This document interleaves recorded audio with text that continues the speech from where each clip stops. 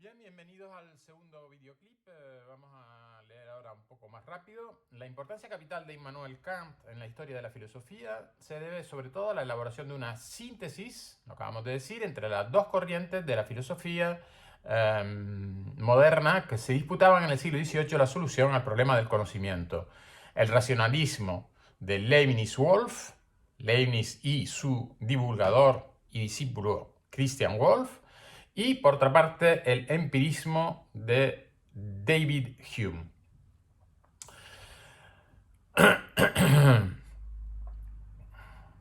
Que llevó a las últimas consecuencias, como ya acabo de decir en el videoclip anterior,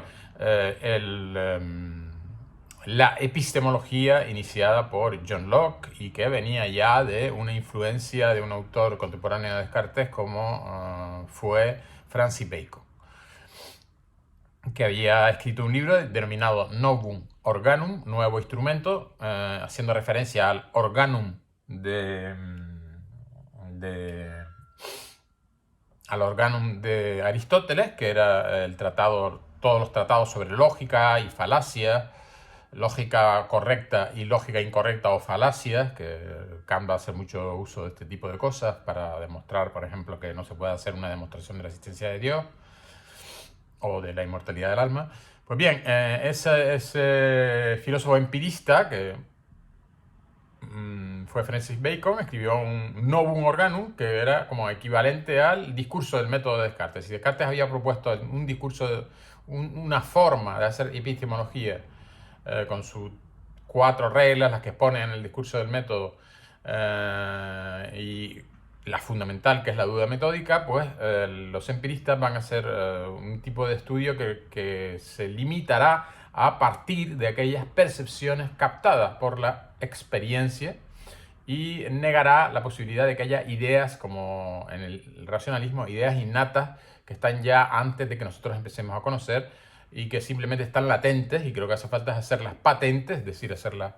explícitas, para que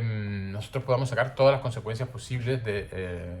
el conocimiento que podemos alcanzar como seres humanos limitados y finitos. Bien, esta síntesis fue denominada por el propio Kant idealismo trascendental, pero también fue denominada criticismo. Es decir, utiliza dos términos, filosofía crítica o criticismo y idealismo trascendental. Claro, cuando utiliza la palabra criticismo se refiere más bien al proceso previo de apisonadora, digamos, epistemológica, que va a machacar muchos de los cimientos de las dos corrientes que se disputaban, la epistemología, la racionalista y la empirista, pero por otro lado, no solamente va a machacar algunos de esos cimientos, sino que va a aceptar otros. Los otros que va a aceptar va a hacer que se fusionen, en cierto modo,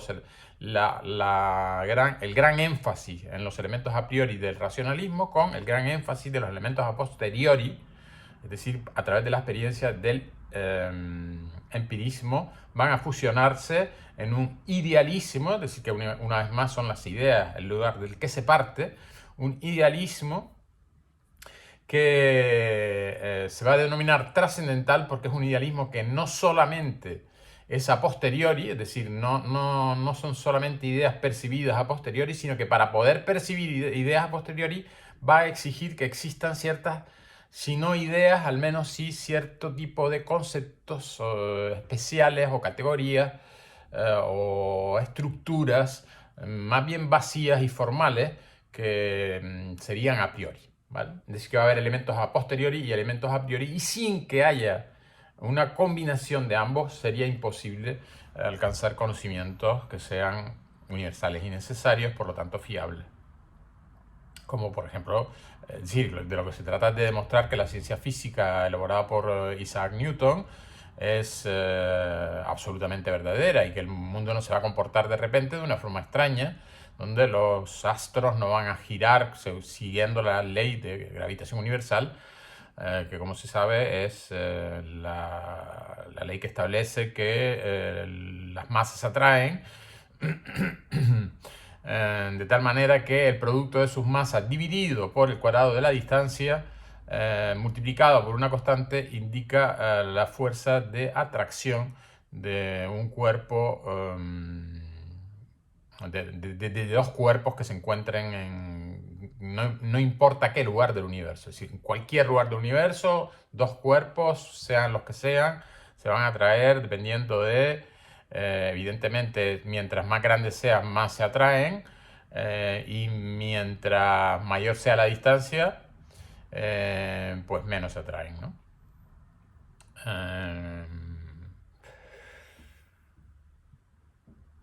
Bien, pues esta síntesis, decía, fue denominada por Kant idealismo trascendental o criticismo. Idealismo trascendental, digamos, es el resultado. Hemos encontrado los elementos trascendentales, es decir, aquellos que no están en la experiencia, pero permiten que se adquieran experiencia. Y criticismo sería todo el proceso previo de destrucción de ideas erróneas, de falacias, de argumentaciones equivocadas de ambas corrientes, racionalista o empirista, al mismo tiempo que establece su propia epistemología, que será crítica porque va a obligarnos a colocar un límite, es decir, colocar una línea como se dice ahora, una línea roja que no debemos pasar, porque si nos pasamos de esa línea roja, entonces es como si pretendiéramos conocer más de aquello que nuestra capacidad intelectual permite, y entonces comenzamos a discutir de forma interminable, como ocurre con la situación de la metafísica en la época de Kant, ¿no? Es decir, los racionalistas que mantienen una metafísica como una verdad indiscutible, dogmática, por tanto, llegan a una actitud en cierto modo dogmática, y por otro lado, por eso los empiristas, dice Kant, Hume, el último empirista, me despertó de mi sueño dogmático. Por otro lado, los empiristas que dirán que todo libro que hable de metafísica pues debería ser tirado a las llamas, así como acaba el libro fundamental de Hume sobre la epistemología, denominado Investigación sobre el conocimiento humano.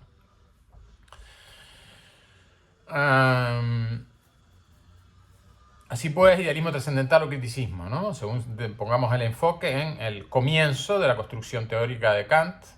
que escribirá precisamente 3 libros fundamentales, que son la crítica de la razón pura, la crítica de la razón práctica y la crítica del juicio.